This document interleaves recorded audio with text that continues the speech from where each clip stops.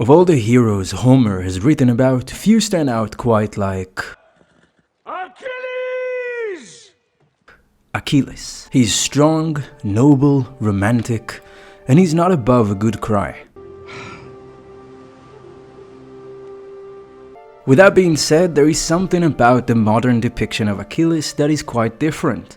You see, he's still very much golden, handsome, and much like in the Iliad, wants glory above all else. But in 2004's Troy, directed by Wolfgang Petersen, Achilles is portrayed by Brad Pitt, and he has one glaring dislike. One that seems almost to rival his disdain for a certain king. Give it to your king. He's not my king. So why then does it seem like 2004's version of Achilles seemed to have a problem with... Speak. Apollo sees everything. Perhaps it is not wise to offend him.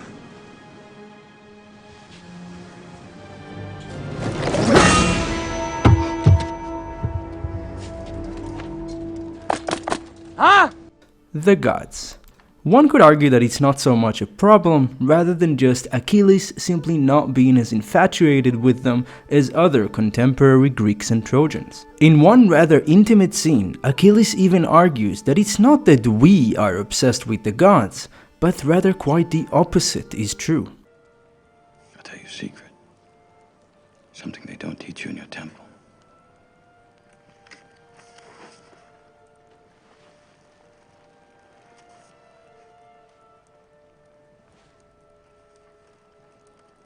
Gods envy us. They envy us because we're mortal. Because any moment might be our last. Everything's more beautiful because we're doomed. You will never be lovelier than you are now.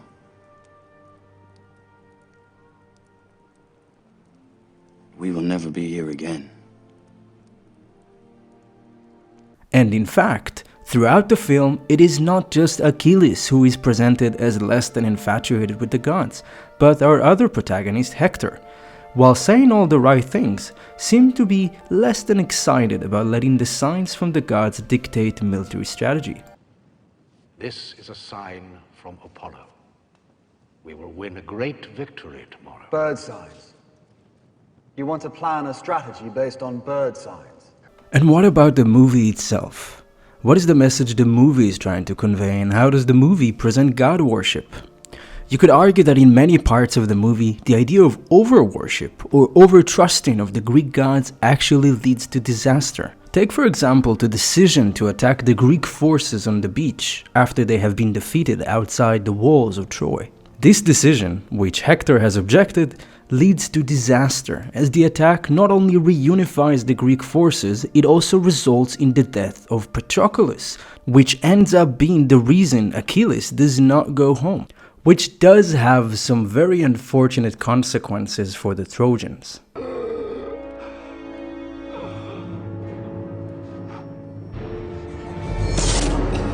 And it doesn't end there.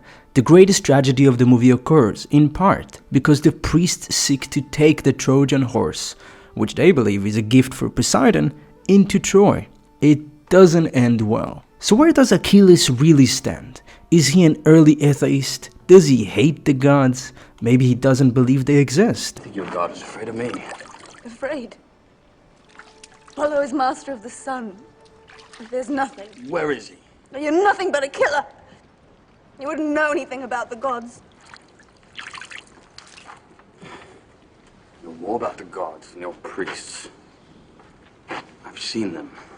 There are several hints throughout the movie that the gods do exist, but they do seem to play a much smaller role in this version of the telling than they did in the Iliad, where they participated in the battlefield, saved their favorite heroes, and even went as far as tricking mortals. It's not that Achilles says gods don't exist. He just seems less frightened of them than the next guy. So this new depiction, this new Achilles, what's the point of it all? Maybe the director is trying to modernize Achilles. The gods are there, yes, but are they worth dying for? Mind you, this is the same Achilles who marches onto the Trojans' version of D-Day with a handful of soldiers just so he can hear the crowd scream his name.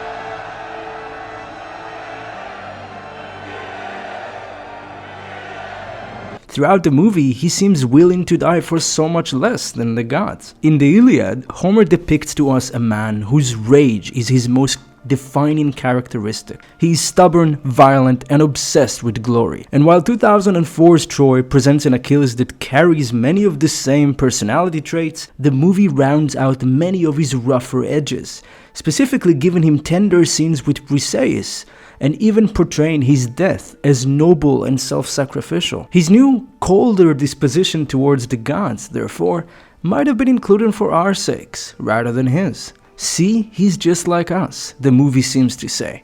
He's not a fanatic, he is a man of thought. I thought you were a dumb brute. I could have forgiven a dumb brute.